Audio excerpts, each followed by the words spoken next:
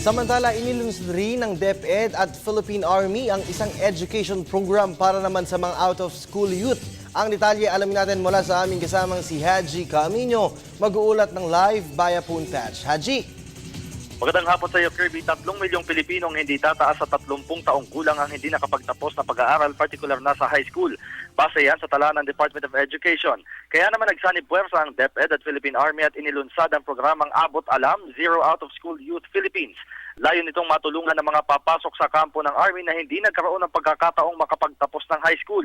Magsisilbing facilitator ang ilang miyembro ng Army para maghanap ng benepisyaryo ng programa, habang magpapadala naman ng teachers ang DepEd para sa alternative learning system.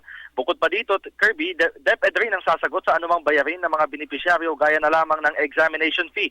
Kapag nakakuha na ng high school diploma ang mga out-of-school youth, maaari pa silang tumuloy sa kolehiyo sa tulong ng scholarship program o di naman kaya sa TESDA para naman sa livelihood skills.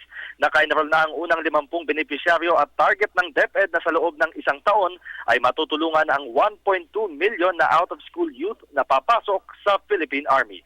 Para sa Telebisyon ng Bayan, Haji Camino.